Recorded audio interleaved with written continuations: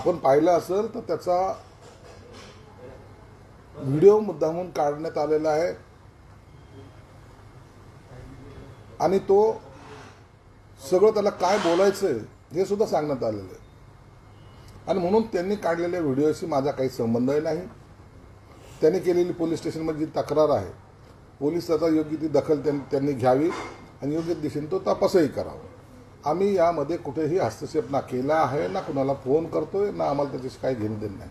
परंतु एक निश्चित आहे, यांचा पराभव यांना दिसत असल्यामुळं असे हे सगळे फेक व्हिडिओज, काही आणखीन बातम्या, काही बदनामीकारक मजकूर हे टाकण्याचा त्यांनी सपाटा लावलेला आहे. आणि माझे मतदार एवढे समजदार आहेत, त्यांना माहिती आहे संजय शिरसाट काय आहे. म्हणून मी अशा ह्या सगळ्या नेगेटिव्ह किती जरी पसरवल्या तरी माझ्या मतदारावर त्यांचा परिणाम होणार नाही हे तेवढं निश्चित आहे. त्यांचं म्हणणं असं आहे की 2 कोटीची रक्कम पोलिसांनी तुमच्या सांगण्यावरून सोडून दिली आणि 18 कोटीची जप्त केली होती. 2 कोटी रुपयाची रक्कम कशी सोडली, काय केली त्याचा तपास करा ना. 2 कोटी रुपये दिले आणि तो 1500 रुपये वाटतोय. हे कसं, काहीतरी कुठेतरी सिक्वेन्स तरी लागतो का त्या गोष्टीचा.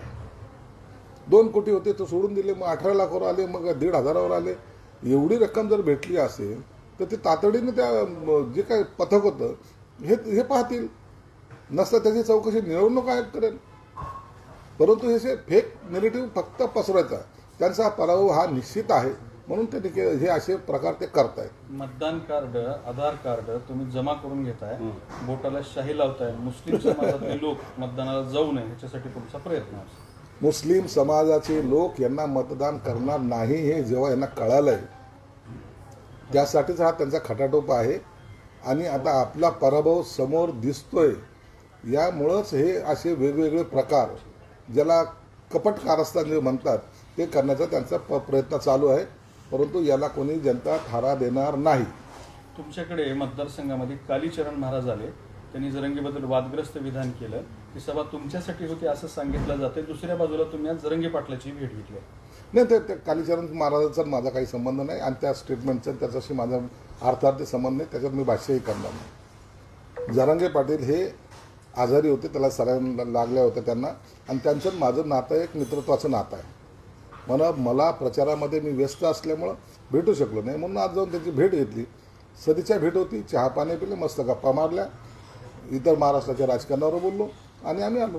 कालीचरणची सभा तर तुमच्यासाठी तुमच्या मतदारसंघात झाली. त्यांनी प्रेसही घेतली. त्या प्रेसमध्ये सांगितलं होतं एकनाथ शिंदेच मुख्यमंत्री होणार. शिंदेचंही त्यांनी ते काय बोलले त्याच्यावर मी भाष्य करणार नाही. माझा त्याच्याशी काही संबंध नाही. पण धर्म संपवायला निघालेला राक्षस अशी उपाधी दिली. माझा त्याच्याशी काही संबंध नाही. माझ्यावर त्याच्यावर भाष्यही करायचं नाही. तुमच्या मतदारसंघात सभा होती ना ती? मतदारसंघात घेतली म्हणून काय झालं? कोणी कुठं सभा घ्यावी याला मी थोडी पायबंद घालू शकतो. कोणी कुठं सभा घ्यावी, काय करावं, ओवेसीने कुठे सभा घेतली, देवेंद्र फडणवीसने कुठं घेतली, कोणी कुठं घेतली, हा त्याचा प्रश्न असतो. आम्ही त्याच्यावर भाष्य करणार नाही. कालीचरणची सभा तुम्ही आयोजित केली नव्हती? नाही, आम्हाला काय संबंध आला त्याच्याशी. मग मी जाऊन बसलो नसतो कधी तर.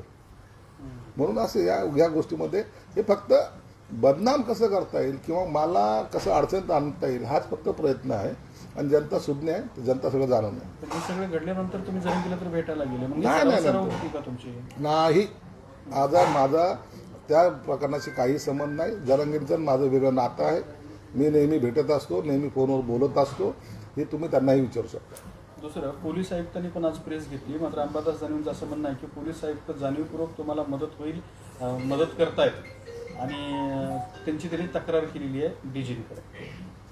चांगली गोष्ट आहे. पोलीस आयुक्ताचं माझी या पूर्ण निवडणूक काळामध्ये कधी भेट झालेली नाही. पूर्ण प्रचाराच्या दरम्यान भेट झालेली नाही. आणि मला पोलीस आयुक्त जरी असले तर ते प्रत्येकाची दखल घेतात आणि जे काही पोलीस आहे ते त्यांच्या पद्धतीने काम करतात. आम्ही त्याच्यात हस्तक्षेप करत नाही आणि आम्ही त्यांना कधी बोलतही नाही. तर आत्ता एक तुमचा व्हिडिओ आला आहे एका तांड्यावरचा, ज्यात माजी नगरसेवक तुमचा कार्यकर्ता आहे, तो पैसे वाटताना दिसतोय. बरेच लोक दिसलेले आहेत, त्यांच्याशी चर्चा सुरू आहे, त्याच्यात पैसे देवाणघेवाण होते. नाही, त्याच्याबद्दल मला काही कल्पना नाही. मी ते पाहिलेलं नाही. तुम्हाला दाखवू का तो व्हिडिओ? नाही, मला त्याची काही घेणं देत नाही.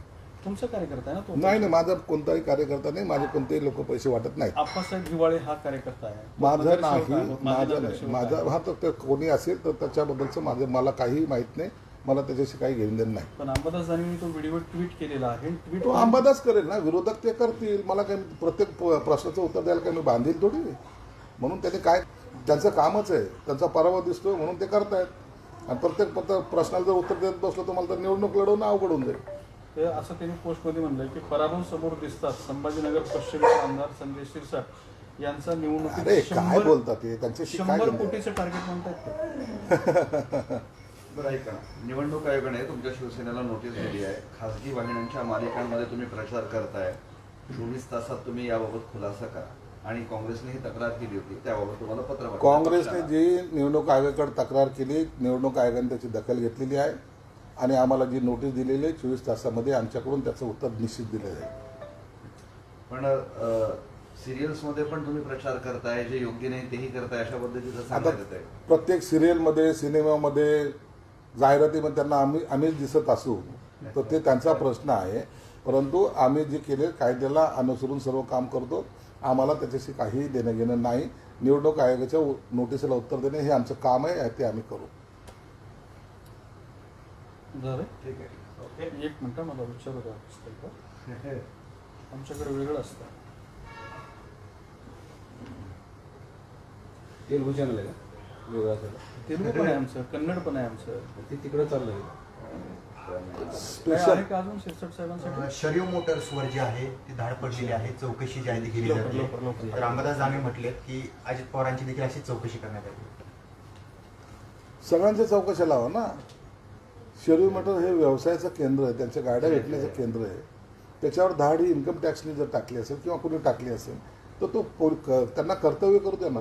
सत्तेत असताना धाड पडते याचा अर्थ आम्ही निपक्षपात ते आमचं सरकार चालवतोय. नसतं अधिकाऱ्यांनी धाड टाकली असते का? म्हणून अशा गोष्टीला सामोरं जावं लागतं आणि म्हणून याचा आम्ही अत्यंत त्यांनाही तपासामध्ये अडचण येऊ नये असे प्रकारचा आमचा प्रयत्न असतो. अनिल देशमुखांवर जो हल्ला झाला, तसेच काही उमेदवारांवर हल्ले झाले, ह्या घटना वाढत आहेत आणि ह्या अशा घटना ज्या आहेत त्या थांबत नाहीत. अनिल देशमुखवर हल्ला झाला त्याच्याबद्दलचे अनेक काही गोष्टी समोर येतात. कोणी म्हणतात तो घडवून आणला, कोणी म्हणतात घडलाय. याबद्दल पोलिसांनी योग्य ती चौकशी करावी. असा हल्ला कोणावरही होता कामा नये या भूमिकेत आम्ही आहोत. जरांगे पाटलाची ना आपली भेट झाली, काही चर्चा झाली का नवीन काही विषयावर? जरांगे पाटील हे माझे मित्र आहे, चांगले संबंध आहे. सगळ्याच गोष्टीवर आमची चर्चा होत असते. म्हणून आम्ही असलेलं आमचं जे काही संबंध आहेत किंवा नातं आहे ते राजकारण किंवा आंदोलन याच्या व्यतिरिक्त सुद्धा आहे. म्हणून आम्ही त्यांच्याशी बोलताना किंवा भेटताना या सगळ्याच गोष्टी राजकारणाशी जोडल्याच पाहिजे असं नाही. तर त्यांची तब्येतही ठीक नव्हती, त्यासाठी मी त्यांना भेटलो. बरं, ते उद्धव ठाकरे राज ठाकरेंना म्हणाले की ही गुजरात नवनिर्माण सेना. तुमची पवार सेना झालेली त्याच्याकडे लक्ष द्या. गुजरात सेना झाली, आणखीन काय झाले. तुम्ही एकेकाळी त्यांच्याच पाया पडत होते हे विसरू नका. म्हणून तुमच्यावर आला जेव्हा दुसऱ्यावर वेळ येते त्या टायमाला तुम्हाला काही बोलता येतं आणि तुमच्यावर वेळ आली तर तुम्ही नतमस्तक होता. हे सुद्धा परंपरा तुम्ही चालू केलेली आहे. बारामतीमध्ये ते श्रीनिवास पवार आहेत, त्यांचे शोरूम आणि इकडे तिकडे सगळीकडे सर्च ऑपरेशन सुरू आहे. असू द्या ना, पोलीस त्याचं काम करतायत, जे काही यंत्रणा त्याचं काम करतात. त्याच्यात अनेक ठिकाणी धाडे पडतात. त्यांच्यावर पडली असेल तर त्यांचं ते जे काही कायदेशीर कारवाई ते पोलीस करतील. अनिल देशमुखांवर जो अटॅक झाला आहे त्याची संपूर्ण जबाबदारी फडणवीस यांनी घ्यावी, संजय राऊतांचं हे एक सूचक विधान आहे. मला वाटतं हा जो घडलेला प्रकार आहे पहिले याच्या खोलात पोलिसांनाच जाऊ द्या.